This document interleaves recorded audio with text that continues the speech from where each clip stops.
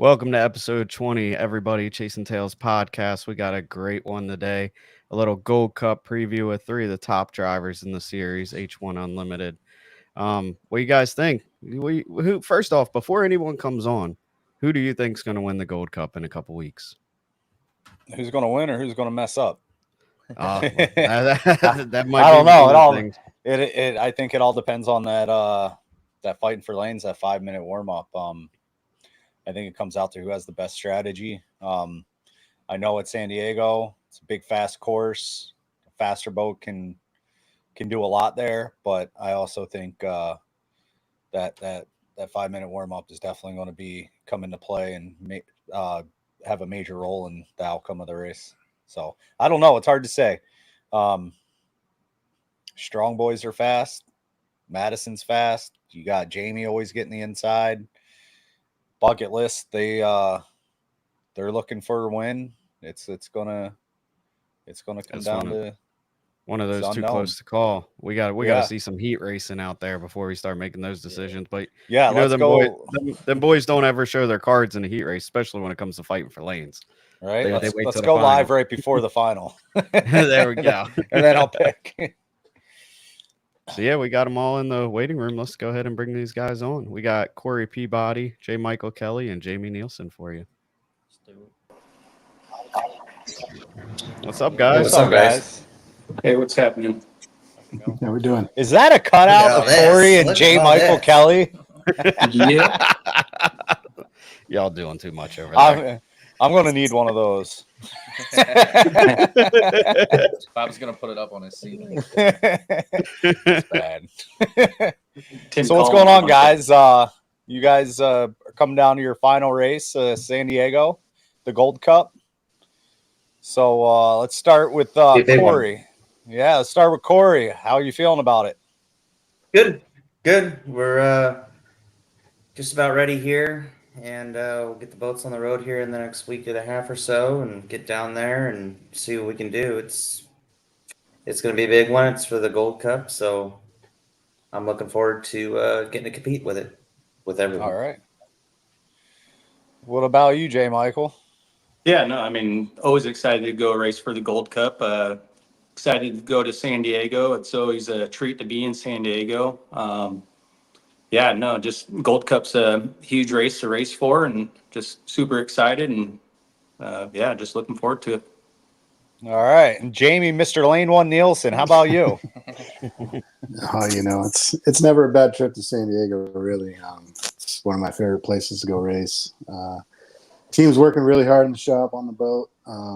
They'll be ready to hit the road on time, and we'll get down there and hopefully have a really competitive piece. So, just going to keep swinging, keep giving those guys everything they got. And it's always a huge honor to get a chance to race for the Gold Cup. So looking forward to it.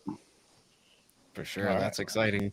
What do you guys think about it being at San Diego? I believe this is the first time. You guys can correct me if I'm wrong, but obviously it was at Detroit for a long time, then Tri-Cities, Seattle.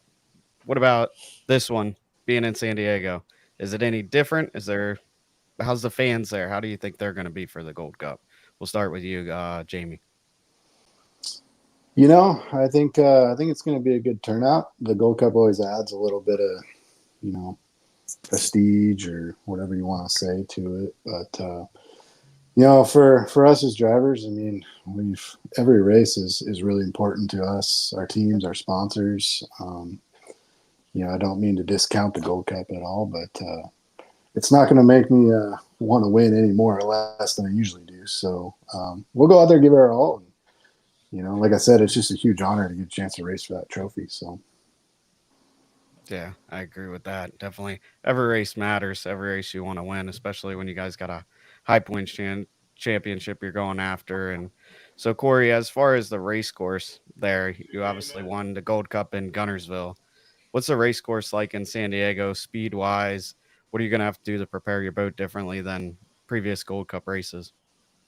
Well, it's saltwater, so there's a lot of things that are different because we don't want to take any water into the engine. So preparing the boats for that is the big thing, and just staying clean and away from as much spray as you can so you don't get a bunch of salt down in your engine. But we're taking those steps and doing that right now on both boats, and we'll go down there and have some fun. I mean, it's a good time. I hear that they sold out on the RV spots down there, so that's what I hear. I don't know if it's 100% true, but that's the rumor I heard, and that's great for them. So get down there and run and try and get in that final and win the whole thing. So, and that's always the goal. And like Jamie said, every race is important, but you know, having the Gold Cup and Salt is kind of touchy, you know, but that's where it is. And we all got the same course and we all got the same thing in mind, and that's to win. So go down there and do what we can. There you go. Now, J. Mike, I'd say you're one of the best at flying an unlimited hydroplane, and you do a good job with any boat you get in. But what would you say the saltwater faces challenges for flying the boat, for fighting for lanes, going slower? Does it add any drag to the boat, especially fighting for lanes? Obviously, fans want to know how that's going to go. Yeah, no, it definitely being in saltwater is going to make it a little bit more challenging to go fight for those inside lanes. Our strategies may change a little bit more there, you know, but it is a Gold Cup, so every team's going there to try to win the Gold Cup, and so it might get a little dicey out there. But as far as San Diego, that course, you seem to be able to carry the boat a lot better there. The water conditions are 10 times better than anywhere else, really, other than Alabama when the wind's not blowing and stuff. But you know, so it's just, you know, basically just gonna have to figure out the strategy and see what you can do with what you got and the conditions and stuff.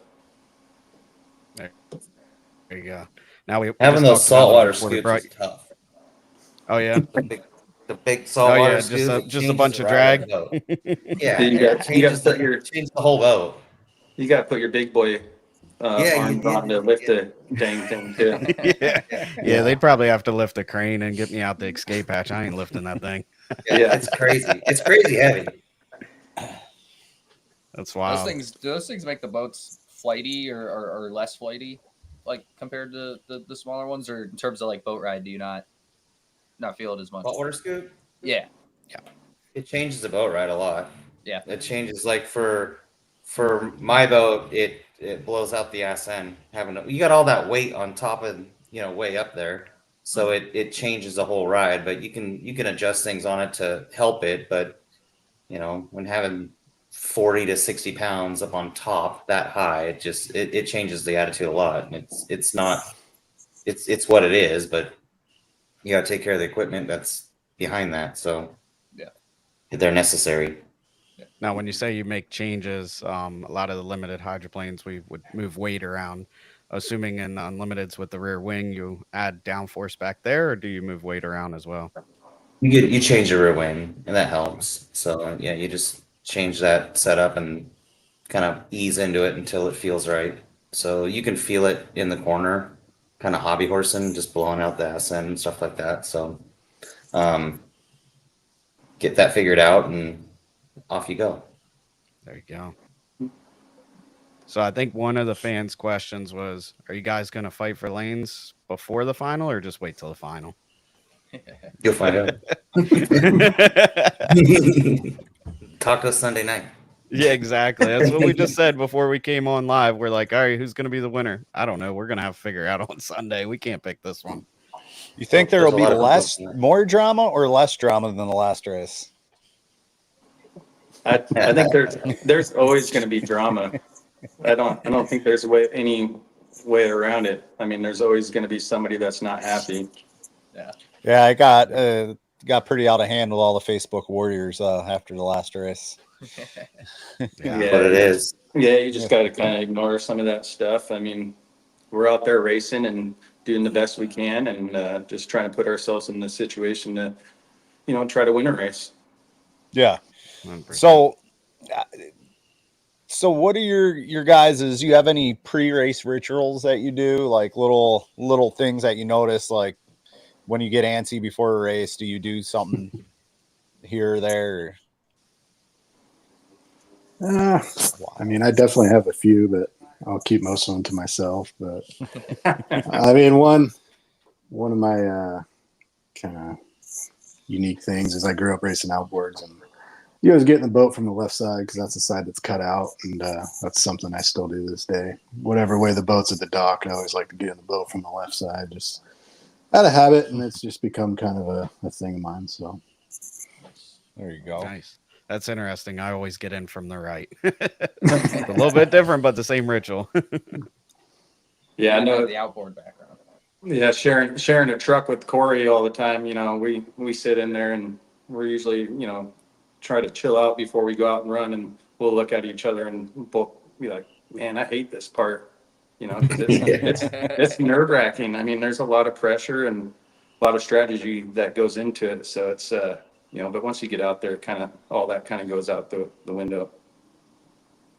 Yeah, I'm the same way. I'm with Mike in the truck, and it's kind of, you know, there's some silence there for a few minutes where we're just sitting there going through our thoughts and not saying anything, and then, you know, when our boats start going in the water, it's, you know, be safe, do this, do that, and go out. But when I'm in the boat, I do the same routine every time on how we strap me in. I mean, it's the same. Everything, it's the exact same every single time. And then at 6 minutes, I reach up and grab the guy's hands. They say their thing, and then we shut the lid and we do our whole thing, and then off we go. But so just always do the same thing, so we never forget a step. Then you forget something big, and then it's bad. So. Yeah. Yeah, I What do think you guys? Or go ahead, Brandon. go ahead, Kyle. You got it. Your turn. All right. With obviously with San Diego not running last year, what do you guys, you know, how do you guys feel about it coming back this year? Obviously in a big way with it hosting the Gold Cup. You know, I think a lot of people were pretty upset to see that race site lose the race last year and not have a race. What are you guys'? You guys have all driven there before, right? Yep. yeah, I love it. I love going to San Diego, and it's really disappointed not to get to go there last year. So having it back is great. It's great for not only the series as a whole, but for me personally, because it's one of my favorite trips of the summer. So, and like Mike said, it's one of the greatest race courses around. So racing there is always really enjoyable. It doesn't usually doesn't beat you up too bad unless the wind blows real hard. So Yeah, I think it's a race that it kind of rewards the team at the end of the year. You know, it's a fun place to go to. We always look forward to going there. I mean, it can be hard on the equipment, but you know, to end the season there and you know, nice weather, nice race course, just a really nice place to be, and some amazing fans. That you know, it's something that we look forward to, and it's good to have it back this year. You know, we did miss it, you know, not being able to be there. So I'm definitely looking forward to going back. I've never met a person who said, I don't want to see a palm tree. Right. So, you know, going down there and palm trees everywhere and just the good weather and the great atmosphere and just hanging out. We stay at the hotel across the street so we can just walk across, and, you know, the wives and the kids stay at the pool, and then they know we're going to race. They just walk over and watch and then go back and do their thing. So for us, it's great. You know, Daryl letting us stay at the Paradise and just getting to hang out down there and enjoy it at the last race of the year. So having it back is always a good thing. It's, you know, races are sacred, and, you know, we don't want to lose any. And so, you know, anytime we can get a race back is a good thing. So it's great. I know For sure. I've obviously never been out to that race, but it's one of those ones that going to Madison and, you know, some of the races where I do get to be around the H1 crowd. It's one that everybody speaks really highly of. Everybody's always super excited to go to it every year. Hopefully Walk down the beach and then you'll come back. Yeah. Walk down the beach. And It's definitely one I want to make my way out to in the next couple of years. yeah, Brandon, bring the GP boat out. We're trying. We're pushing on the owner, but he's selling his car dealership, and I guess that kind of takes precedence over a boat since it funds the team.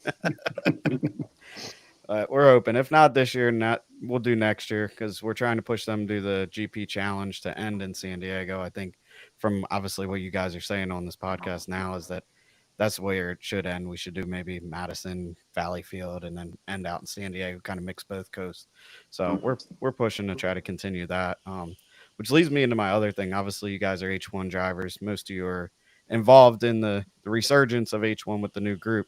How do you feel having the lower tier classes like Grand Prix and 350 being there as a part of your show? Does it help you guys as your growing process, or what would you like to see better out of those shows? Go ahead, Corey. Corey. I think it's great. I think H1, GP, and 350 should be one group that goes to all these races and say, this is our show, this is what we want to do, and we lay it out as a group. Therefore, we know, because you go to these race sites and they do their best, they do what they can, but we as the racer know, okay, we need to put these boats here, these boats there, those boats there, because we're going to run H1, GP, then 350. So the cranes, everybody can have cranes, and because an H1 boat takes a lot of time with a crane versus a 350. An H1 can tie up a crane for an hour. It could, mess up the flow over there to keep heats going on the water. But I think we should be together. But as you guys know, it's hard when you get to like some of the 350 teams. The H1 races are so spread out. We go from Guntersville to Madison to Tri-Cities. That's a big haul for some of these underfunded teams. I mean, all the teams are underfunded for the most part. And, it's how can we get those people, at least a core group that can put on a good show. And then you get your filler boats here and there. If we're on the East Coast, we get some filler boats that come down from the North and fill in, but we have the core group of the people who are funded well enough that they can travel. I think that's something that us as a group in the GP and 350 should get together, and the Unlimited, and have a serious conversation and say, we can do these, 350 guys, they can do this one, the core group, the GP core group can do it, and the Unlimited guys, and start from there. But, it has to be one conversation. It can't be one person talking to the race site and another person talking to the race site, because then you never know what's really going on, and your group doesn't know what's going on. So it has to be one, or it's going to be unsuccessful, in my view. Yeah. I agree with that completely. I mean, obviously, I was involved with trying to get HRL and GPA to work together for the past 4 or 5 years, and finally getting them to come to the same table and have the same outlook on what the future should be for Grand Prix has been probably the best thing that's happened to Grand Prix in the past 5-10 years, besides the resurgence of it completely. But I mean, that's what it is. You can't have different organizations trying to sell their product to the same race site, because there's always going to be who gets what. Why are they getting this? So I agree with you. If we could be under one banner, obviously you're going to provide a better show. A guaranteed show, I think, is the biggest thing that these race sites would love. And there's a core group there that could do it in the 350 and in the GP that could provide enough boats to put on a great show. It's sitting down and having a conversation like this where everyone is on the same page versus phone call here and a phone call there. But I mean, everybody, I like to sit across from somebody and have a conversation versus an email, so we can all just get on the same page and say, this is what we're doing.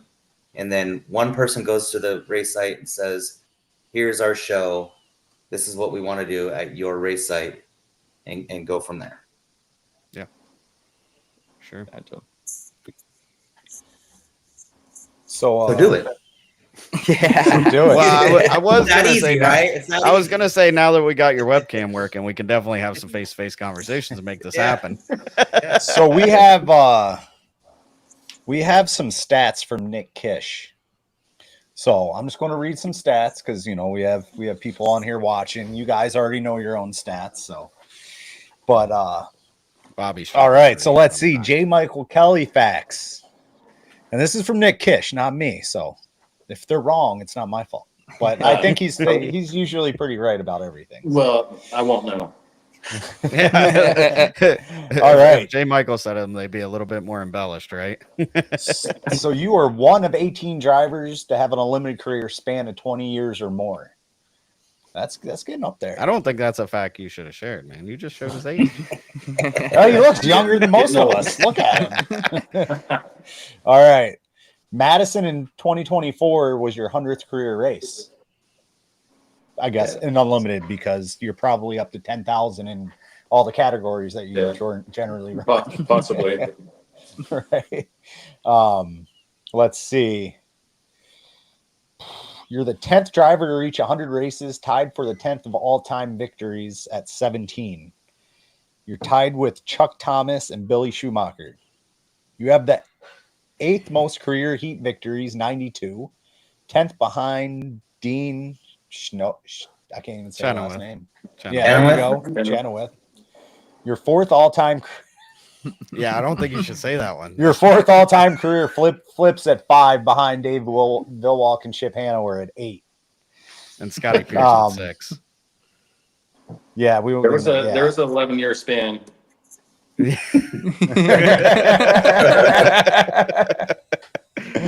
All right, now here's Corey's. Aside from Bill Brow, who won his only race at Tri-Cities, which was his first and only race, Corey Peabody has the best race win percentage in Tri-Cities at 75%. That's pretty good. That's pretty good.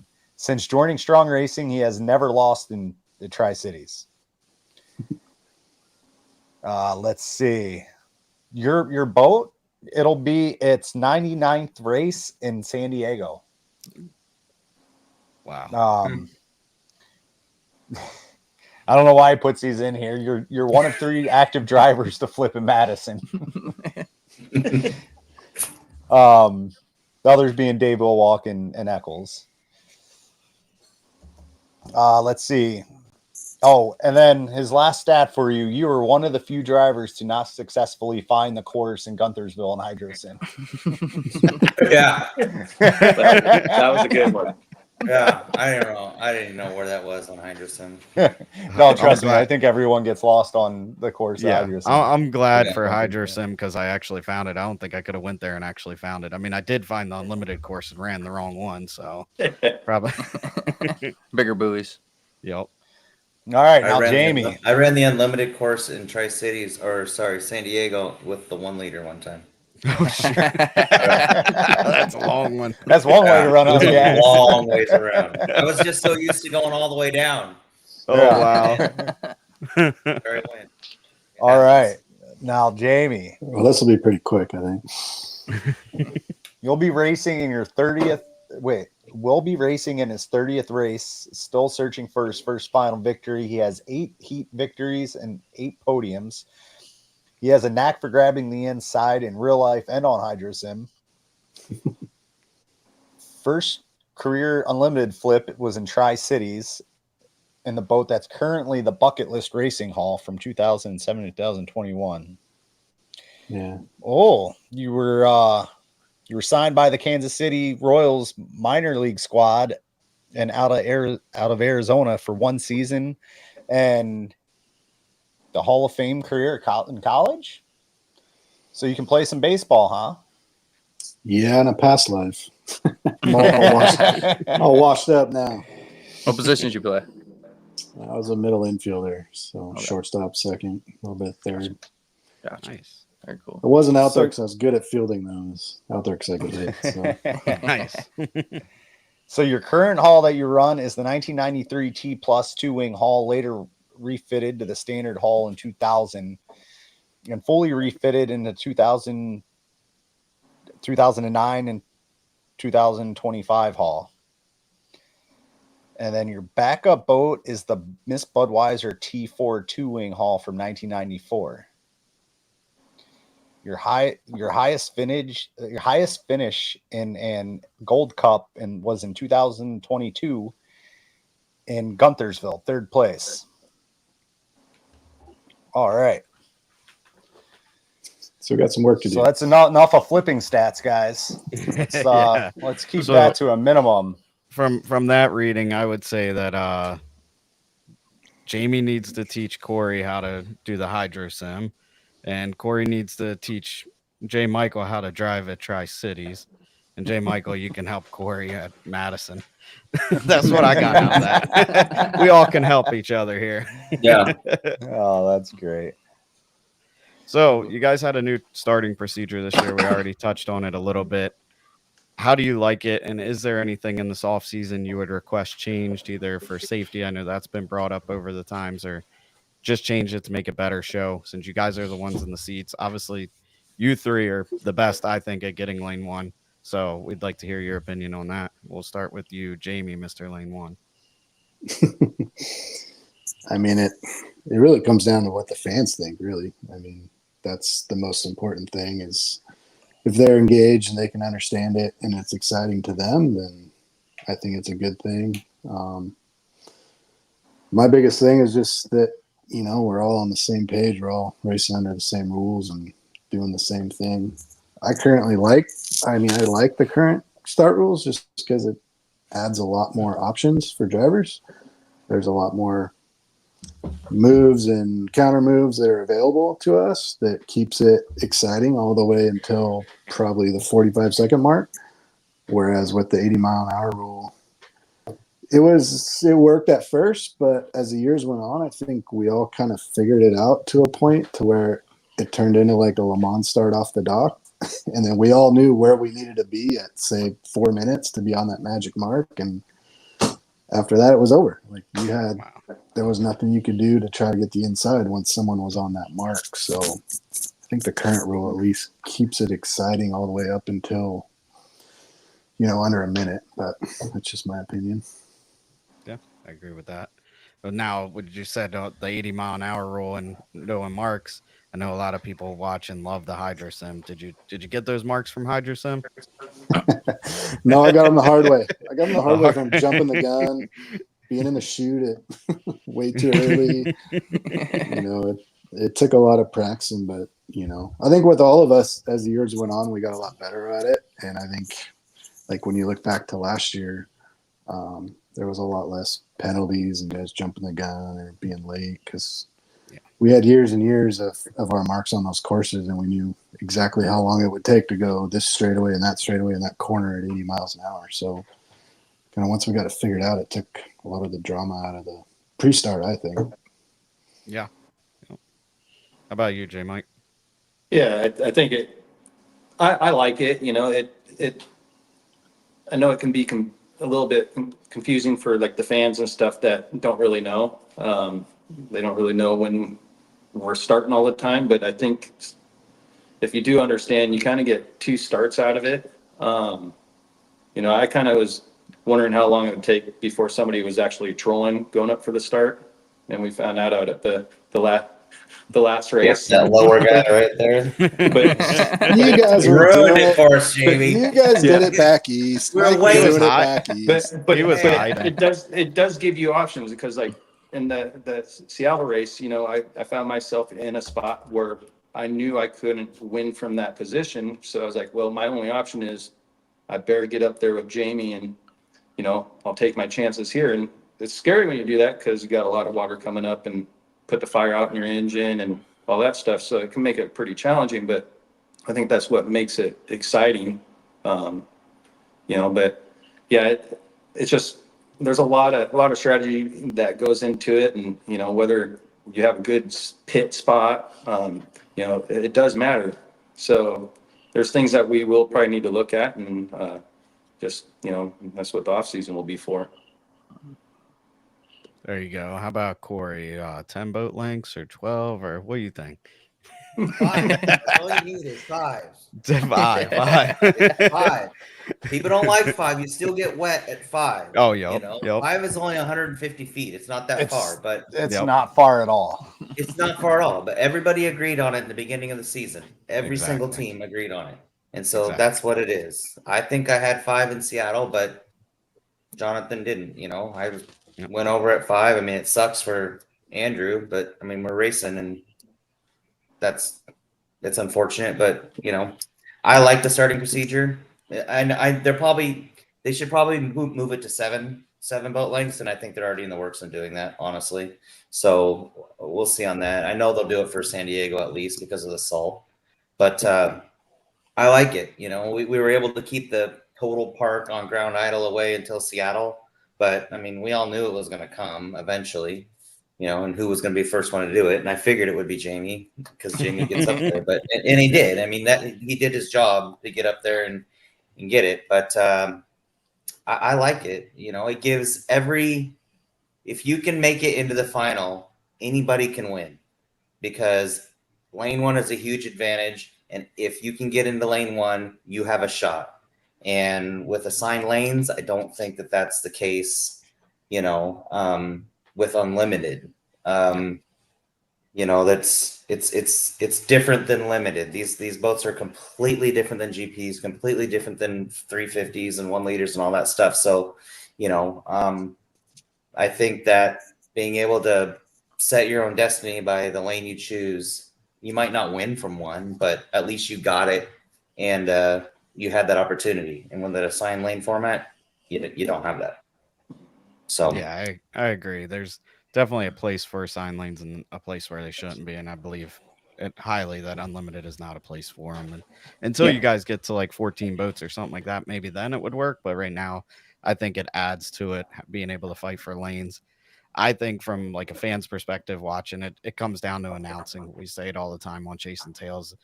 If they can explain what's going on, it's easier. And I also think from being at a race and then watching on the live streams where it's missing more than it's missing at the race. At the race, you're seeing the whole course. Most fans can look around and be like, all right, I kind of understand what's going on.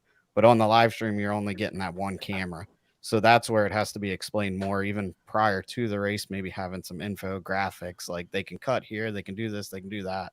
That's, I think, moving forward. I think if they do that, then it's pretty cleared up. And like I said, if they go to 7 boat lengths, that answers a lot of the Facebook Warriors questions. And I think it's something they can build on. Okay, so I totally agree with all that. But so like even if you were to go to a assigned format, like so if you're Brandon or you guys are in one heat, you're in lane 1 in the GP, what changes do you make when you're at the next heat, you're in lane 5? Mainly just propeller or gears. Okay, so that's exactly it. With unlimited, we don't have a ton of propellers, different sizes, pitches, and rakes. But most teams are running the exact same propeller. Not all of them. Some of them have different propellers. So yeah, if you're in lane 1, you can change the propeller, go up here, go up there. Or a gearbox. The problem is we have 45 minutes in between a heat. Sometimes you don't have enough time. If you have 2 boats on one crane and they're both in the next heat, you're not going to have enough time to switch a gearbox. Right. It takes too long to switch a gearbox. So it comes down to a time thing too. Now, like I said, there are teams out there that have different pitches and different rakes of propellers, but the majority do not. And that's it's not the team that does have that option. It's not their fault. I'm just saying that, with the cost of what these things cost, some teams don't have 7 or 8. Some teams don't have 5 propellers. Yep. They have a couple that they run, and so that's another thing to think about when you go to the assigned lane. You're not going to be able to make a change. Yeah, that's a great point. I mean, it's a huge cost, financial cost, not just financial, like crazy huge. Yeah. That's wild. Yeah, you were telling me the other day the cost of engines and props and how long you can run a prop, and I was pretty thrown back by it. It was pretty high. It changes your attitude on it. Yeah, it's a little crazy. I'm like, wow, what you guys spend on an engine, you could go buy a GP for. It's crazy. And then the props, I mean, you could buy a 2.5 stock for that prop. I mean, that's brand new 2.5 stock. I mean, it's just crazy the numbers that it costs to be able to run one of these boats. I don't know. Kudos to the owners for doing it, because I'm sure it's not an easy thing. That's why there's 6. Because it costs a lot. It's a house every weekend, it feels like, Yeah. So it's just, my hat's off to all the owners that do it, because it's insane.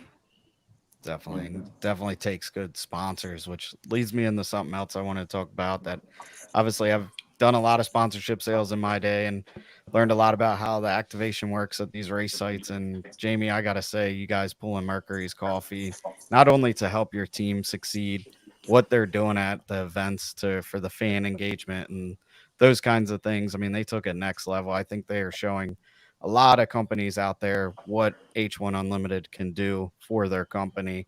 Tell us about that partnership and how it started and what it's done for you as a driver. Yeah, I mean, it's been great. It's really impressive. I will say what Scott Shannon, along with the Mercury's people, were able to do, because that deal didn't get finalized. It was less than a month before the boat left to go back east. So in less than a month, they completely rebranded the entire team, completely repainted the boat, the truck, all the vinyl. The Mercury's group, they planned out all their activations, all their displays, got all their tents put together. They got, all their samples and everything shipped back east. Shirts done, coats done, shoes. I mean, it's really impressive what they pulled together as quickly as they did, and it's been a lot of fun. I mean, they're not only a great sponsor and a huge support for our team, but they're actually, they're really great people and fun to go racing with and to get to know and build relationships with, and just the energy that they bring not only to our team but to the sport as a whole, I think is really positive and a really good thing. So really excited to see where things go and keep racing with them. Go back down to San Diego. I know some of the Mercury's people are from down there. They got a lot of connections down there, and they got some real big things planned for the San Diego race. That's awesome. That's awesome. Yeah, like I said, it's definitely refreshing to see a brand that can utilize that. Obviously, you guys with Strong Racing have Bill Callahan with hopefully I pronounced that right, with Beacon Plumbing, Beacon Electric. A little bit different. He's out there. He loves the sport of boat racing, can promote his company, get more jobs from that way, but not as much as what he can do at the race, like Mercury's doing with handing out coffees and that stuff. But how much has that relationship built with you guys? This is, I think, your second or third year with Strong Racing and Bill. How do you guys feel that relationship's going to continue to grow, and how much has it helped your team advance? Go ahead, Corey. Yeah, he's coming back. He loves it. I mean, he is so into it. You go to his office and it's nothing but boat racing stuff everywhere. So he's big time into it. He's a very kind of quiet behind the scenes guy. Doesn't like being in the limelight or anything. He wants to sit in his lawn chair and watch the race. But he freaking loves it. Everything about it. And he's just having a great time, and we're doing really well for him, and it's kind of a rivalry. I learned in Seattle it's kind of become a rivalry between the Beacon Electric employees and the Beacon Plumbing employees. So it's electricians versus plumbers. So I learned that in Seattle, and they're having a good time, and they keep doing these hospitalities, and the people are loving it and all that good stuff. But I will touch on like Jamie's, their people. I mean, if you went to the trophy presentation in Seattle, it was 500 Mercury people, and then there's some other people there. It was insane to see how much Mercury stuff was there. So to see that with a new sponsor coming in, that's super cool. I mean, you don't get that all the time, and it was really neat to see. I mean, I'm happy for Jamie and Scott and Shannon, because they've worked so hard, and it's showing now and paying off for them. That's awesome. Yeah, we're definitely lucky to have sponsors like that step up and love the sport, and we get to go out and represent them. Bill Cahill, he's been a fan of the sport for a long time, and so we're pretty lucky to get to go out and represent him. I've been lucky enough to do that quite a few times over the years, and drive as under Beacon Plumbing and stuff. So it's pretty cool to get to continue to do that and go out there and represent him and his company and his employees and stuff. That's awesome. That's what keeps the sport going. And like I said, I think the new group with H1 Unlimited, watching some of the behind the scenes action, talking with you guys throughout the summer, I think it's only going to grow. I know you guys are only 6 boats going to the Gold Cup, but there's 6 really fast boats. You guys are going to put on a great show. So I think the growth of H1 Unlimited is definitely on the rise. Kyle, Bobby, you got anything else you're going to ask before we get into the rapid fire questions? No, I'm all set. I think we pretty much covered everything. So yeah, let's just do this rapid fire. Brandon, you wanna start out with Jamie's? Yep. All right, Jamie, we got just some rapid fire questions, fun ones, light ones. Just answer whatever comes to your mind first. What do you drink when you wake up in the morning? Coffee for sure. Oh, come on, what kind? That was a trick question. Just some Mercury's coffee with a little bit of vanilla creamer. There you go. They got the hydro octane coffee pods now. They're really good actually. They're awesome. Nice. We'll have to try them out. How about the favorite class you've ever raced? Probably the lay down pro boats and the outboards. They're a rush. I loved it. Yeah, you're crazy for that. I'm not going that fast on a sheet of plywood. Will you be nice and give up lane 1 for once? I don't think so. Your favorite race course, and it doesn't have to be H1 race course. I gotta say Seafair in Seattle. It's a brutal course, but it's where I fell in love with the sport. It's got a sentimental value to me. So Nice. Beer or whiskey? beer. Who's your what is harder to drive, a Grand Prix or an Unlimited? An Unlimited for sure. Who's your biggest cheerleader? Probably my wife for sure. Yeah. Your most memorable moment in your racing career? Winning my first nationals when I was 16 years old, just as a family, doing it as a family. Little J Pro Hydro. It's just really sweet, really special. Awesome. Are you better at getting lane 1 or playing baseball? Depends. Back in the day, probably baseball, but nowadays it's probably boat racing. And then you already answered the last one that was on here, your favorite coffee. Can't go wrong with Mercury's. It's great. If you haven't tried it, try it out. Mercury's.com. I got some of Madison. That stuff was good, man. And I'm not a big coffee drinker, but I was like, we gotta try it. Just see how it is. I would say that in Madison, them giving out them fans coffee, I don't think them fans needed to be riled up any more than they already were. Yeah, it's not just coffee either. They got energy drinks and lemonades, and it's all really good stuff. That's awesome. Very cool. All right, Corey, we'll move on to you. All right. So what's your favorite race? Again, doesn't have to be an Unlimited race site, but can be if you want it to be. Tri-Cities, Tri-Cities. by far.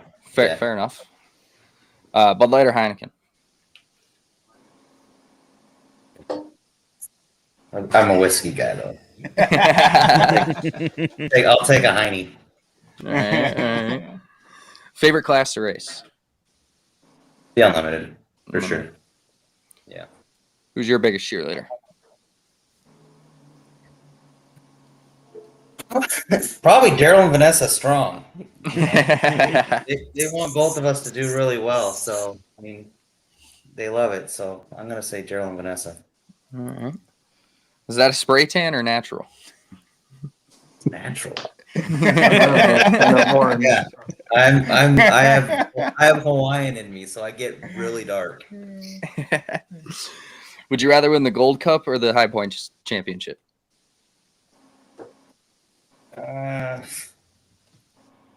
Well, I want to win the Gold Cup, here in San Diego. I think the High Point is too far out of reach at this point, so it'd be nice to get my name on the Gold Cup again.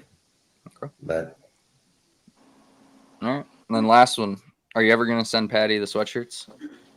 they're at my house. Yeah. Hey, girl. I knew that was gonna come. Yeah, they're at the house. Hey, yeah. They've made it to the house. He said they're at the house. That's what I heard last week. They haven't made it in the box yet, but they've made it to the house. All right, Mike. Here we go. All right. What's your favorite to drive, inboard or outboard? Outboard. All right. Interesting. Cool Ranch Doritos or spicy nacho Doritos? What was that? Cool Ranch Doritos or spicy nacho Doritos? Oh, definitely spicy. All right. Is Tim Collins as good as he says he is on the radio? He's pretty good. All He does good. He All talks right. sweet things in my ears all the time. Okay, so I won't give him a hard time anymore then. All right, what's your favorite place to race? Seattle. All right. Who's your biggest cheerleader? I would say, well, of course, my family, but my two boys. They're probably the hardest on me and probably cheer me on the most. All right. Does Carson give you driving tips? Yeah, he does actually, and he's actually pretty good at it. It won't be long. I know when we play Hydro Sim, he'll get on and tell people what they're doing wrong. It's hilarious. Oh yeah, But he's no, I coming hear around it as all. a good driver. I hear it all the time. That's great. Most memorable thing during your years in boat racing? Probably watching my kid win nationals, getting the Hall of Champions. Very cool. Okay, last question. You did it once. Would you get back in a skiff with me driving again? Ooh, that's a tough one. Yeah, I would. I'd do it again. That was pretty fun. Yeah, that was fun. All right, so that's Might have to let me drive next time though. there we go. We can do that. We can break out we have a JS35 now. We can do that. Yeah, I don't know if it's a good idea. We'll have to ask we just need to put the two steering wheels in there and you fight over it. That's always been our plan in a skiff, was to have two steering wheels. Yeah, at least let me pretend like I'm driving. Exactly. That's great. So guys, anything you want to add before we cut it off for the night? No? Thanks for having us. Yeah, I yeah. Thanks for having us. I want to ride in a skiff someday. All right, you're up too. All right. Make Once that you come happen. east. They might be in Madison next year, so if your owner will let you, maybe we can go spin a few laps. Yeah, do some neck exercises. Definitely some neck exercises. It'll definitely get you ready to rattle in the unlimited. Yeah, right. All right. But yeah, guys, we appreciate having you guys coming on Chasing Tails. It's been cool to learn a little bit more about the unlimited and what you guys are doing. Definitely good luck to you guys all at the Gold Cup. We'll be watching, and hopefully one of you three bring on the trophy. Yeah. No, thank you. Thank you. Yeah, luck, thanks a guys. lot, Sorry, Mike. Chasing Tails fans. Appreciate No favoritism there. We'll tell the next guys the same thing. You got Dustin and them coming on here soon before the Gold Yep. Cup, or Yep, we're gonna try to Yeah. get them on the week before. Do a little recap next week after the HRL season finale, and then have them on Right the on. following week, hopefully. Cool. So, anything you guys want us to ask any of them? Crickets. How long's 150 feet? I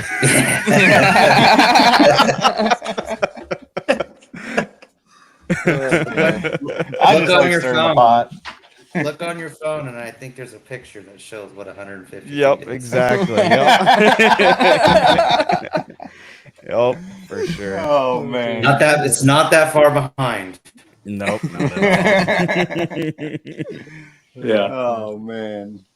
All right, guys. Well, good luck. Have some safe racing. It's pretty cool watching you guys the past couple of years. You know, I never really hate to say it, but I never really followed Unlimited until probably 2021. So, and then following you guys the past few years, it's been pretty cool watching all your driving styles and how you guys do, and knowing you guys. It's pretty cool. So go out there, kick some ass, and be safe. Yeah, no, thank you. It's good watching you guys out there too. It's been fun watching you guys race and race against you at the same time. Yep. Yeah, man. Be safe out there in San Diego, and See you guys soon. Yeah. All right. Yep. Thanks, Are guys. you guys going to, Yep. are you guys going to the Florida race? I think I think we'll be down there with the 2.5. Yeah, I'm pretty sure we'll end up being there. I don't know with what though. Okay. Cool. There you go. Yeah. There you go. Be a good time. You'll see us somewhere Sounds. Yep. back there. Yep. Hampton? Not me. I mean, I might fly over there. I don't know. Oh, I figured you might bring the 350. The boat Yeah. can make it. The boat trailer can make can't. Trailer can't. Trailer. I redid the whole trailer, so it's still not Oh, done. okay. And it's getting worked on, but it was the plan to make it, but it's just there's something we could rush it and get it there, but it's with what we've done, I don't want to do that. I just want it to be right. Yeah. You know, because then you'll never go back and fix what you rushed so you could go to a race. Right. So it's just got to be done right. It'll drive me nuts. Oh, damn. So All right, guys. Thank you very All much right. for joining us See you tonight. guys. All right, man. Yeah, See you thanks. guys. Catch y'all soon. Alrighty, guys. all right, see you guys. Thank you. Later. Yeah, thank you. Take care.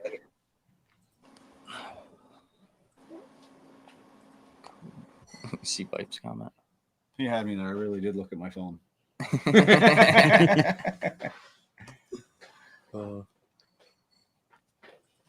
I should finish uploading in a sec. We can Yeah. carry on. Oh, we're still recording. Yeah. We're still live. I know. Yeah. All that right, was- Dan. That was cool. I feel like we learned a lot more about them guys, about what's happening with the fighting for lanes and all that good stuff. Yeah. In H1, definitely. Hopefully, you guys watching enjoyed that section, and we're gonna have, like we said, try to get Dustin Andrew on, and who was the third one that was just now? Oh, maybe Dave Vowalk, I think. Try to Yeah. get him on. That'd be cool. What about Gunner? I don't think they're going. Last I don't mean, think they're the racing Hydro in San News is the Diego. only one I've seen that posted the 6 boats, and that's the only 6 that I've Okay. seen. But if obviously join. there's some updates, Bobby somebody can King, drop it in the Bobby comment. King, and them aren't going. I don't think so. I don't think so. I'm not sure. Oh, I'm okay. not sure what's going on. Actually, I don't think. I think Bobby last time I heard said that was still like a possibility, but at the moment it wasn't. I could be wrong, but I talked to him a lot. Yeah. Okay. No, I agree. It was cool getting. We don't get to, at least us on the East Coast, we don't get to talk to the Unlimited guys a ton, so it's cool hearing some of their perspective on what's been going on this year. And like you said, I agree that I think the Unlimited class, while there has been some drama this year, is in my opinion trending in the right direction. I think one thing that they have that maybe they've struggled with in the past, and it's sometimes I don't know how, but sometimes it's maybe overlooked, and it's a key is you got a lot of really competitive boats. You kind for of sure. need that. You can try your best to put on a show when you got one really fast boat and kind of a mix in there, but you really do have any one of these guys can go out and win a heat and ultimately win a final, especially with the starting procedure, like they said. Really, it's just a Definitely. matter of controlling your own destiny. Yeah, and I think it's really cool. Like hearing from Corey, obviously he's in with Daryl Strong. He sees them all the time, and what they're doing with that new group, and then asking about doing GP and 350 under their banner to make it the same show at every race. I mean, that's inside information. So hopefully we can get all these groups to work together. I mean, like we said, we've seen it work for HRL and GPA for the betterment of Grand Prix this year. If we could do that for the entire top tier of the sport, I think it just trickles down. Everything will succeed from there with having more boats at each of these bigger events. Yeah, I hope that the way the challenge went this year is like a good sign for all the organizations that can happen. Like you said, it took quite a while to get that to happen, and not that anybody's like wrong for feeling that way, especially when somebody's got something that's working to try and change it up and take on a big task like that. But I think we've seen over the years, especially in my lifetime, that when you've got different organizations pulling competitors in different directions, although one group might end up being better off and at one point in time or another, like it does hurt everybody. And when you can kind of get everybody working in the same direction, you can't really have everybody always working in the same direction, but Definitely. more than less, it usually it works, and it works for everybody. Yeah, paves And I the think- road. I think GPA and HRL both benefit. I'm not, you know, in either organization necessarily, but I from what I saw, I think both groups benefited from the challenge this year, Yeah, which is I what you're I looking to think get out of it. at the end of the day, it might not have been fan count at the races, might not have been the perfect boat count that we had hoped for in the beginning, but it was exposure, lots of exposure with those two Yeah. groups coming together at those three events. Like I said, I think in a dream world next year, it could be maybe Madison and Valleyfield, and then head out to San Diego at the end of the year to try to mix in that West Coast crowd. Obviously, they got a lot of things brewing on the West Coast, obviously 12, 13 GPs at San Diego. So let's try to feed that for next year and make it even bigger for next year, ending the challenge there. So Yeah. lots to talk about this winter for those organizations, all three of them that we just spoke about. But Yeah. we have the Hydroplane Racing League finale this weekend. We've spoke about it a few times, but a lot of points battles coming down to the end, and the weather's not looking too hot. It might be windy No. and rough. What better be way honest, to end is an that- HRL race than windy and rough? Let's be honest, is that really like that far off par? Nah, but Hornwall's No, it's generally always, pretty yeah. rough. I mean, it's Yeah. especially it all depends if the dams are open upriver there a little bit. If they have too much water, they have to open those dams, and then it gets pretty hectic out in the course. I remember in past years we had to change the course around a little bit and shorten it up and do some different things to try to make it raceable. But the weather's definitely going to play a big hand. I mean, if it's going to be like it has in the past a little bit here and there, it's going to be that rough. I do think that it might shake up some of the points battle, because you'll have some, I mean, when you get rough water like that, it's not the inside boat always wins. I mean, you have chance of hooking, chance of slow starts, a bunch of different variables that are tossed in there. Sponson's coming apart.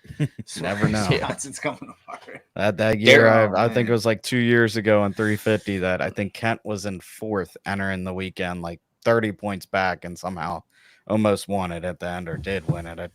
Memory doesn't serve me perfect anymore. Yeah, I 'cause forget what it everyone was. broke a sponson or ripped the Yep. skid fin out. Like all this crazy stuff happened. Oh, it was wild. So what's awesome about having a series where everyone shows up and goes to all the same events. That even Paul Barber, like talk about 350, he's fourth. He's sitting in a decent spot. Them guys can mess up. You never know. Yeah. Derek said it's Saturday rain, but Sunday it looks fairly nice. Good. HRL That's a good has sign. ran in the rain many a time. Oh, yeah. Yeah. They're ones that if you're at a race and bad weather's coming in, if you're at a HRL race, chances are you most likely you're going to race. I mean, they check it out. They know what we can run in and not run in. So bad weather doesn't count racing out. I mean, it just means you gotta reach up and grab those shoulder belts and pull them a little tighter. Yeah. But- Out of all classes, who do you think has the most pressure going into this weekend? I'm sitting here looking at points. I mean, let's go through class by class, and then we can determine that at the end. Like right now, you have in the S class, you have Jacob. He's sitting on a comfortable 460 point lead with 410 points. But if you look back at second all the way to sixth, it's anyone's game between second and sixth. Yeah. So, I mean, that's gonna be interesting to see how that unfolds throughout the week. Yeah. I'd say most pressure, like taking, not going to say myself, obviously I have a lot of pressure, but I think like class wise, you got, what's the lead in 2,500 between Grant and Eddie? I think that's pretty 10. close. 10 points, I believe. 10 points. 10 points. Yeah. And both those guys got to run on the outside in a heat, which means both of them are gonna at some point have 5 to 6 boats ultimately to go around, and two boat difference. You got a 3. You're down to what, a 4-point lead, something like that. Yep. Yeah. Heat 2 and 3 on the weekend for Formula 2500s are going to be the one to watch because they're going to be the game changers. Oh yeah, I agree. It's how you finish, especially if they both get like a first and a third, and then they're somewhere in the outside again on Sunday morning. Yeah. I mean, they got to do it twice. I mean, they've been doing it all year. There's a reason they're the top 2, but there's a little added pressure being the last race. You Yeah. saw the Dan Canfus checking everything. Scott Liddycoat's posting all over Facebook. Checking everything. It's cool. I mean, that's what's so exciting. I said it for many years at HRL. You go into this last race, no matter where it was, and you always had these battles, and it just adds so much excitement to the weekend. Where in other forms, I mean, like we just said, H1 Corey thinks is already pretty much over. Unfortunately, I don't know what it becomes. Is it because of the points are a lot differently structured? More points, 100, 95, whatever, but it's really cool that this one can come down to the last race for multiple classes. So, I mean, looking at 350, it's another close one. I mean, you have the H14 only with the 18-point lead. Then in second, you have the H999 Eric McKenna.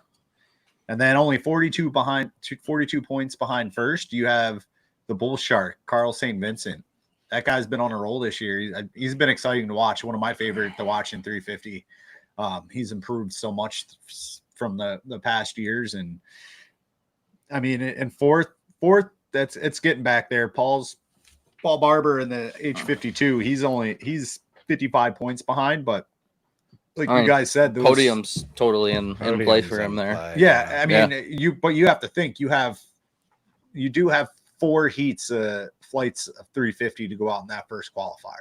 So yeah, a lot of points can change up pretty fast. It's nothing set in stone. I don't think nothing's set in stone in H350. I think it's going to be another one to watch. Might not be as a close battle as the F2500 with Grant and Eddie, but it's going to be one to watch. That's for sure. I think the closest battle we got is novice. Is it? I'm pretty sure, Brandon. If I remember right, 9 points behind. 9-14. What's fourth then? 24. Fourth is only 24 points. Well, fifth is 25 points behind. 20. Yeah. So that's wild. Yeah, you have you have a points battle in novice class too. Yeah.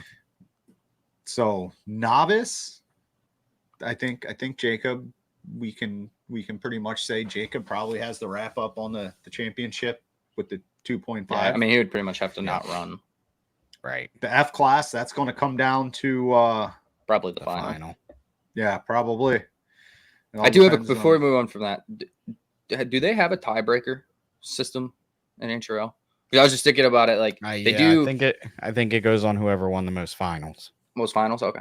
Yeah. I was just curious. They do have it's with the 10-point difference, like it is. Yeah, I believe we have. I think it might have been 350s that ended in the tie that one year.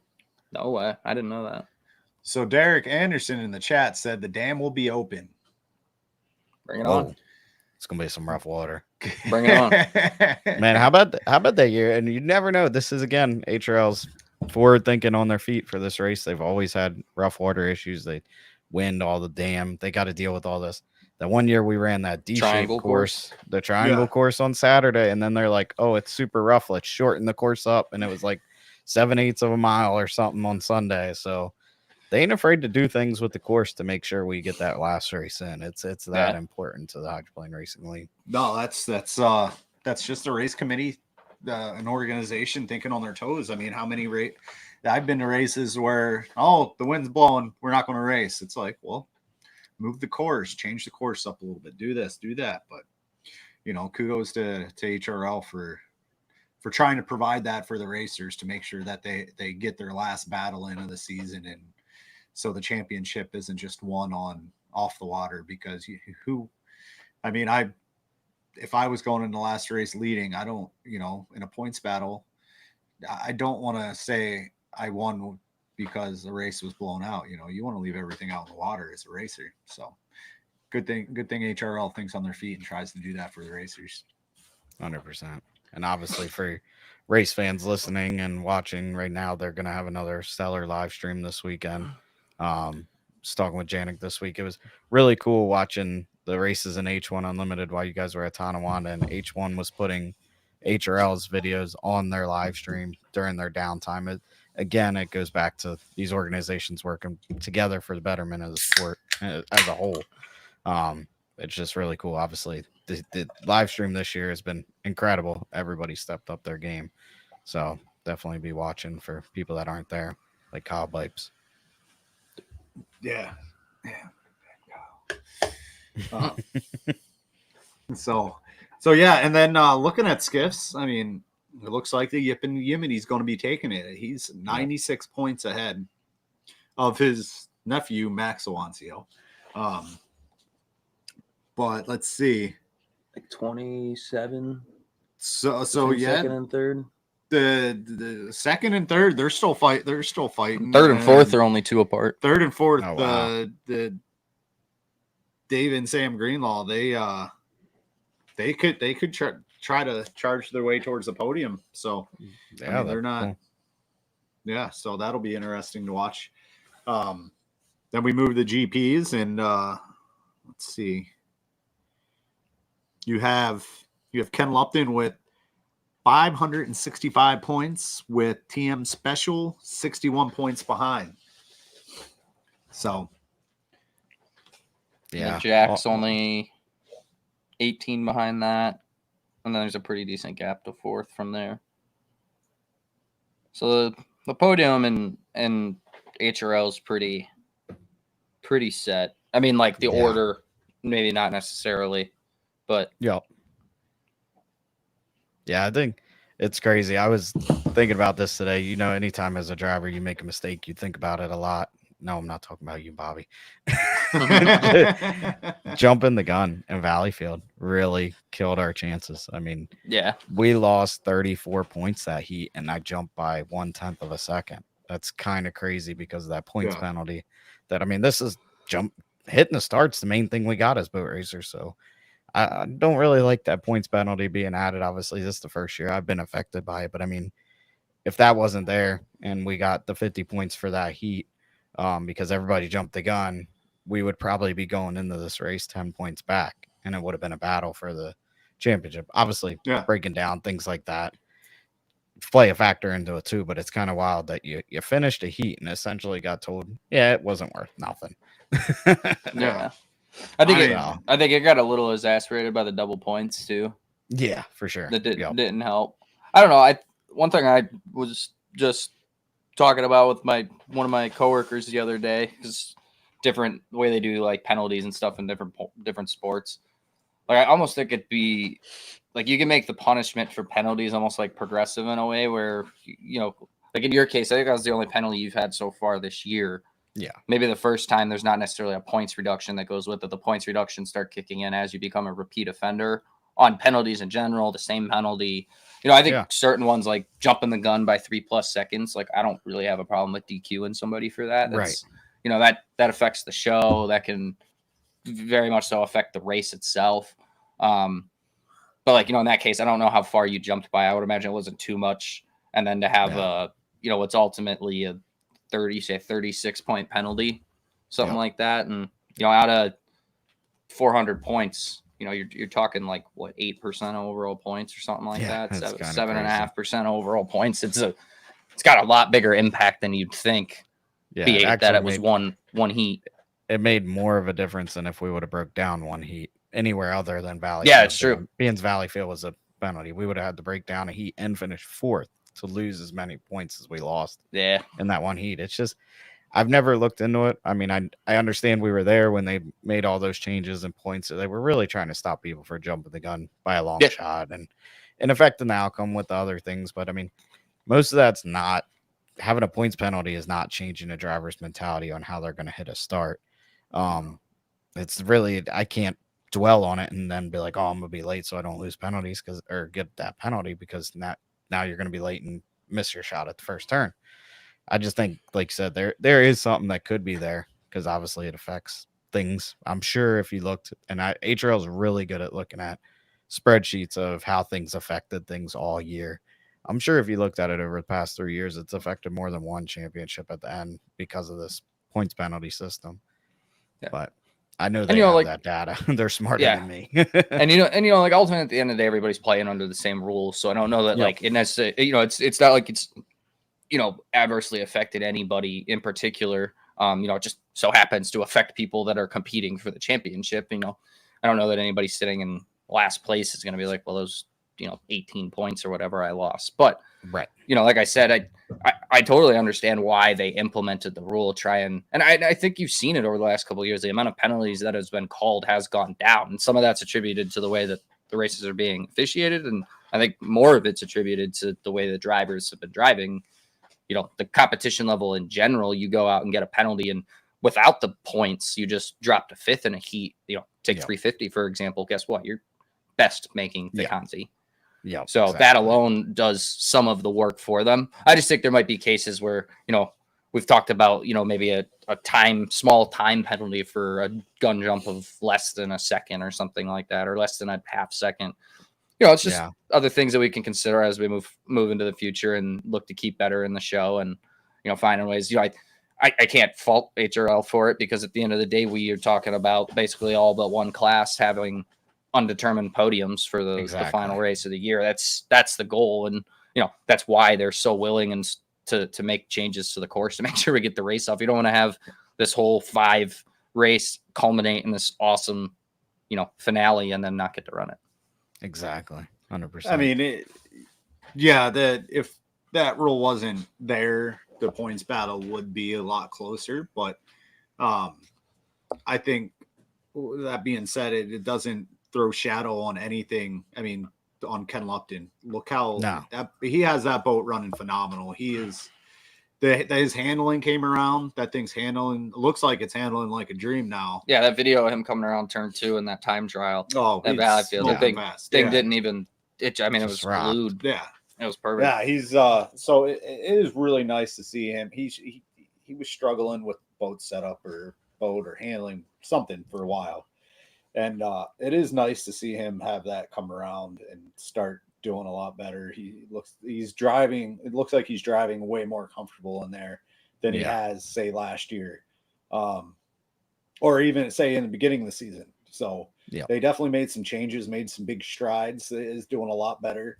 I mean, he's most likely going to win the championship this year, and so that's a huge for him, because they sacrifice a lot to come over here and race for the whole season. So I'd say you see a huge difference too. I mean, they stayed over here the whole summer. At least Ken did, and his dad did. I think Jack just went back, but that's what it takes to run Grand Prix at this level in a series like this is dedication. There's so many hours that go into it to make sure you can be there every heat. I mean, the little things that you could miss during the week is the difference between winning a championship and finishing 5th. You got a lot of guys in this sport, the HRL sport, that in GPA that have these guys that work full time on the boat or just have a really dedicated crew. Look at the Steeler all those years. Mike Endry's always had the writing on the wall, preparation wins races. And then it was like races are won at home, not at the race kind of thing.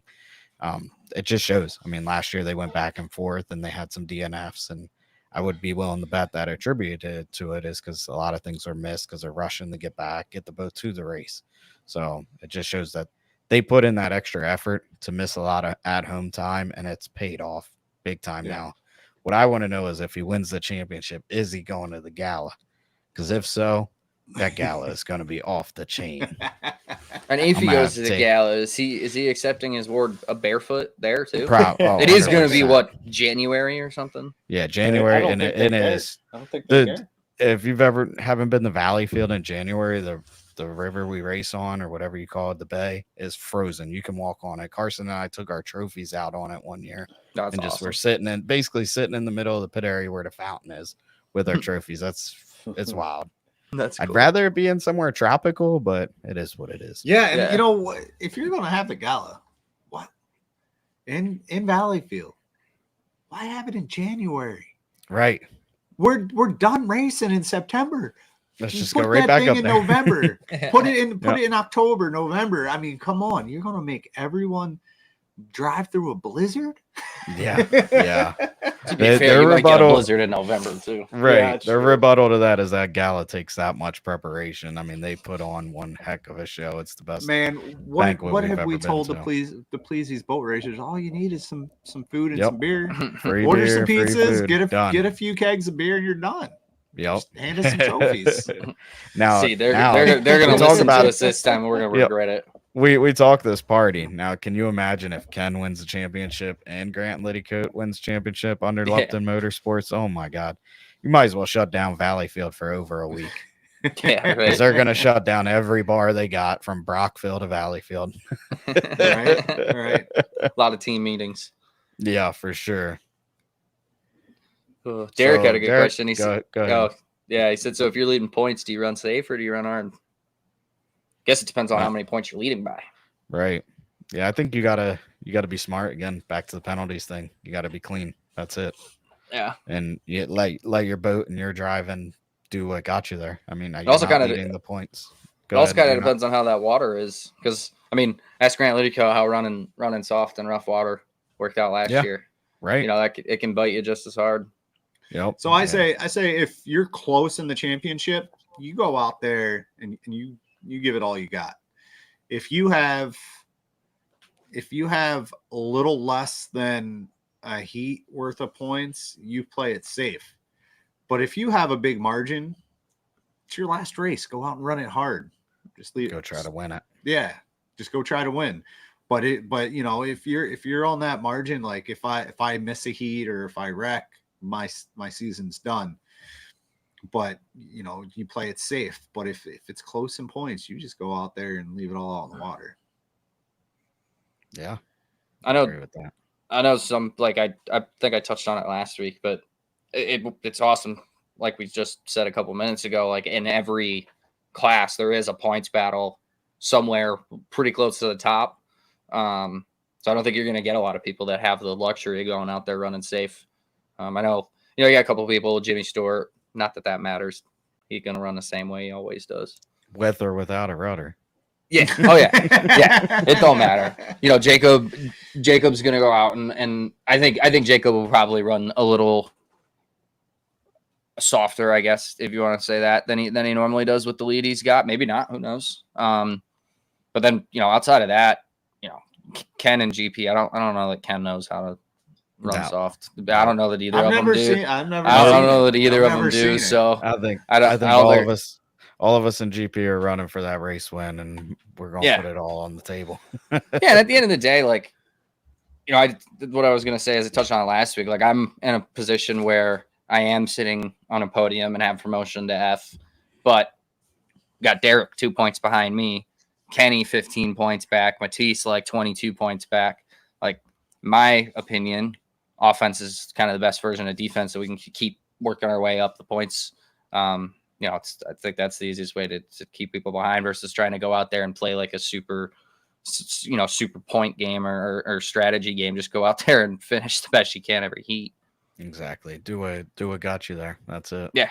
Yep. You're in that It'll position be- for a reason.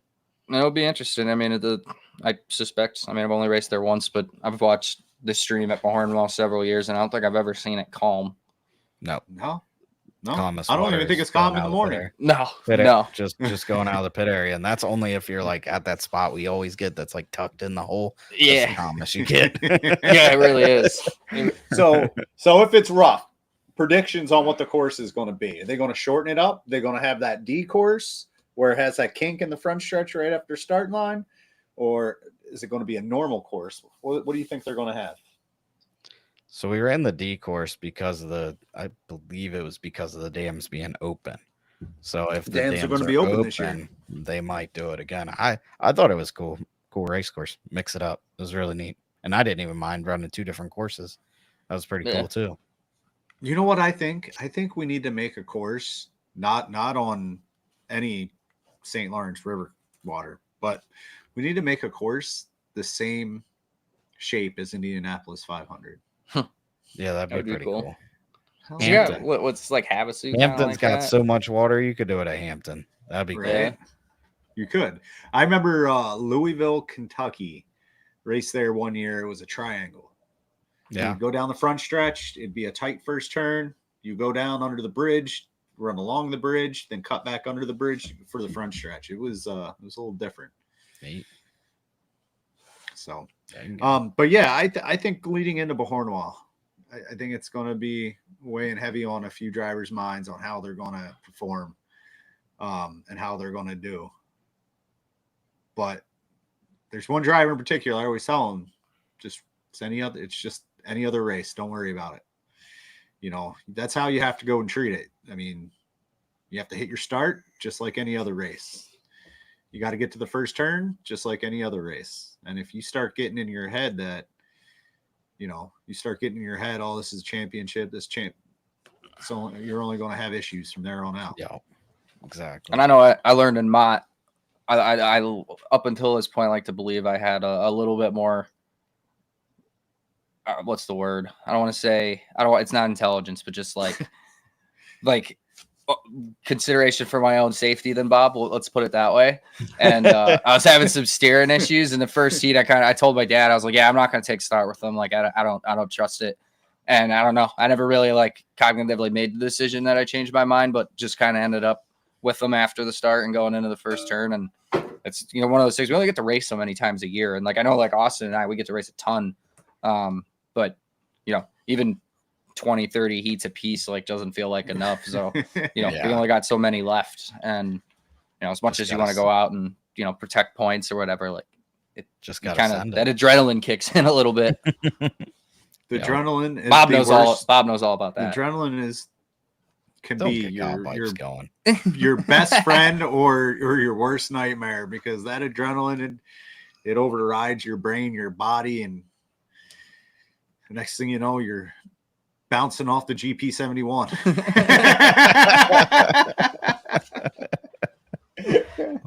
I can't believe Ken Lupton paid the GP71 to run into me. Right, exactly. Is that what give it some jandal means? just stirring that pot. Stirring that pot. Yeah. Oh man. Do you guys think there's going to be any big developments this weekend?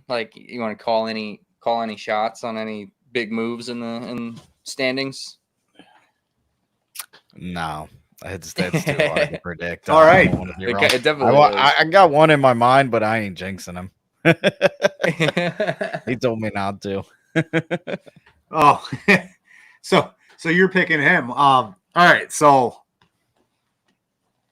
let's not talk about the 2.5 in the GP, but let's talk about, what do you guys think is going to happen in the F class between Grant and Eddie?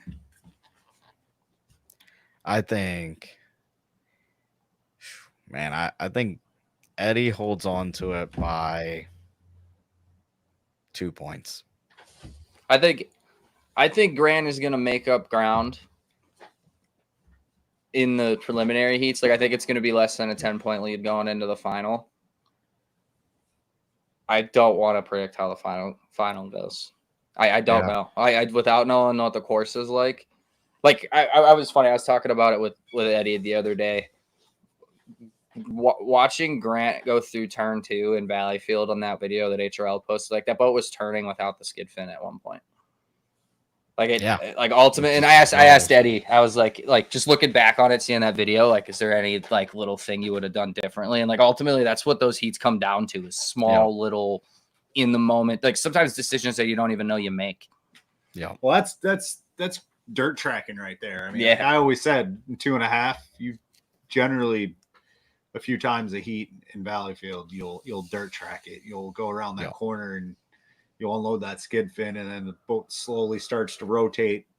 Well, it's slow motion in the cockpit. It's probably happened actually pretty fast, but you have to dirt track it and correct it and turn right to straighten it back up, and then turn left before that skid fin settles down. But no, that was pretty impressive. Because Grant could have easily looped it right there. But if that sponson gets out of the water before the fin's back in, it's going straight. That's a young kid reaction right there. Catching that before it looped around. Yeah. Many people have looped that turn in 2.5, doing that. Same thing with 350. Yeah. I seen GPs spin out there too. But yeah, that's, I don't know. It's going to be interesting. It's all going to be, I think it's going to come down to the final, unless stupid things happen during the qualifiers, but I think it's going to come down to the final, and it's any of their heat. It comes down to who is more mentally prepared for that final. Yeah. And I think that's what it's going to come down to. And Grant's got to make up ground in those qualifiers 2 and 3. Obviously, if one gets first, one gets second, that's 4 points he could make up. If one gets second, one gets third, that's only 3 points he can make up, and so on. Like, it's then a 3-point gap for every position. So I think he's got to be within 4 going into that final. Because chances are John Shaw's going to be in there. Challenge. That's what I was saying. gonna- I was about to say. Sam You got Tremblay. John, Sam, those guys are going to make it interesting. Kevin and Mark, especially in Tonawanda, those two really got into the mix there. Yeah, I mean, you have John Shaw that could totally throw a wrench into any of their weekends. Yeah, and he's going to be in one of their heats. So Yeah, because he's just as fast as them. So he's going to be in Eddie's Eddie's first, first heat and then Grant's second, if I know the heat formula correctly. So he's in Eddie's first heat, but that's the outside. But he's in Grant's second heat on the inside. Yeah. Inside of him, but they're on the So- outside, yes. So that'll be pretty interesting.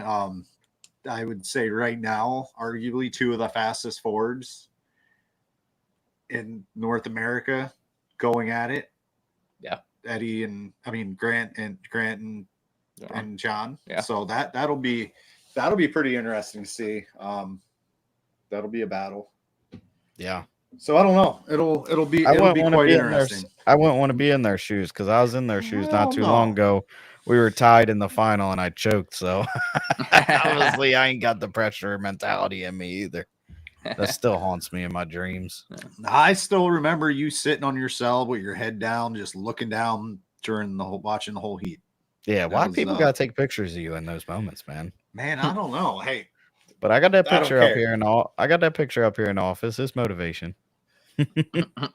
the best ever seeing you on the boat is you go to run back and you slip on your oil. Oh, Wham! that video is so funny. That video is so funny. That man, we should resurface that one, post it on Chasing Tails. That was a good Oh, one. dude, that Man. is hilarious. That was pretty good. Yeah. I've So- done a lot of dumb things. All right. Looking at 350, I mean, I don't want to keep dragging this thing along, but Well, this is the last one. I think you're looking at it, in my opinion, I think Fred's been so consistent all year. I don't think he bobbles. He's got luck on his side because, like, he didn't make the final in Tonawanda and nobody made up points in the top 3. Mhm. okay. So I'm going to call it Fred is winning the championship, but I think, I'm not trying to count anyone out, but between the Bull Shark, Paul Barber, and Eric McKenna, I think one of those 3 is going to get the win for the weekend. Yeah.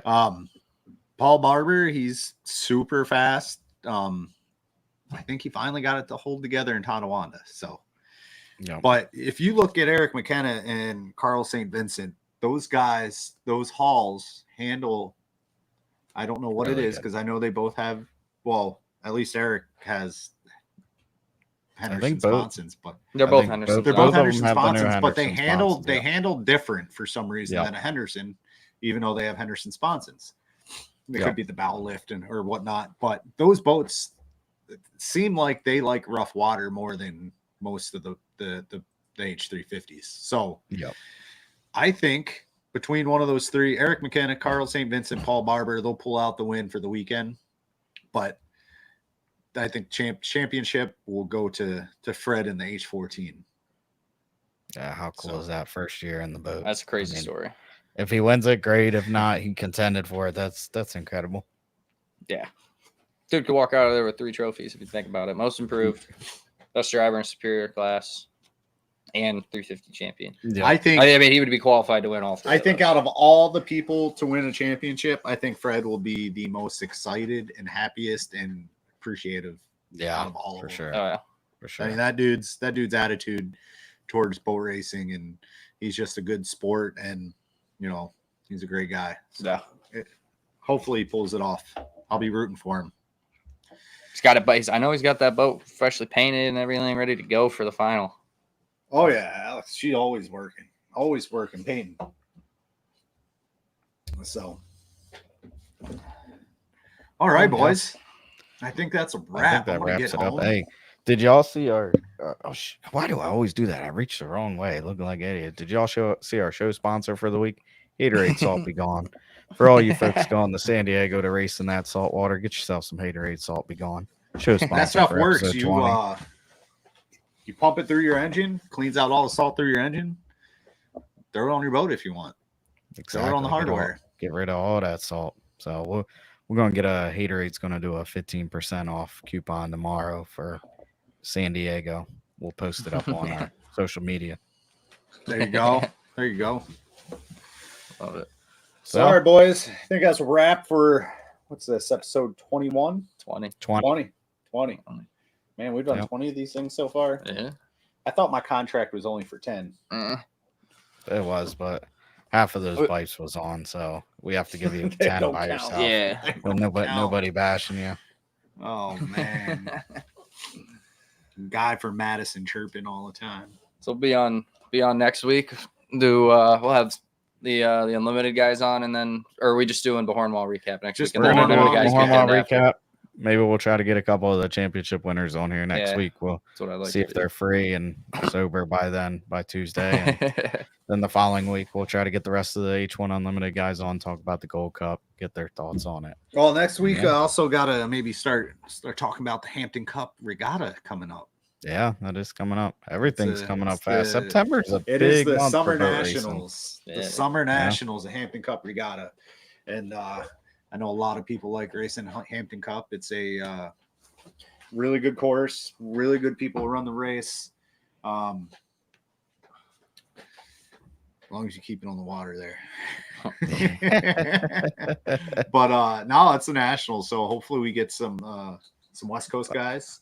Yeah, I think they're going to have an incredible show on H350 and 2.5 stocks as well. I mean, Yeah. Jersey Skiffs obviously put on a good show too, but I mean, the H350, Skiffs, there's a lot yeah. of fast boats. I mean, I've been hearing Clyde McFarland saying, "Oh, I'm coming out this year. I'm coming out this year." Well, come on, Clyde. It's the Summer Nationals, buddy. Get Yeah, your boat going. Hopefully, Birdsall makes it too. Then, so Skiffs will definitely have a good turnout, and they always do. So, yeah. it'll be. Don't want to hear Clyde. Oh, got my engine back apart. Couldn't get the rings to seal. Oh. That's Working on his these own golf ring, carts that's not taking too sealing. much time. Hey, Everybody's- speaking of, does Clyde have your props done yet? Not yet. I hope he Not does yet. by Lake of Pagon because I got brand new rudder and hopefully have a new prop. We're gonna see if we can get this thing turned. And I was trying to get Mason to take it down to Mays Landing first. I mean, any course to tell if the boat can turn better, Mays Landing. And he'd find out, but Yeah, He he said put it no. on the trailer. Tommy Thompson tried that one year. Right. Straight from the race course to the trailer. It didn't work out. Don't need a crane. But yeah, folks, that's it for episode 20. Thanks for watching. Be sure to like, share, subscribe, follow, do all those good things, and stay tuned for our next week's episode and enjoy the show in Bahorma. See y'all next week.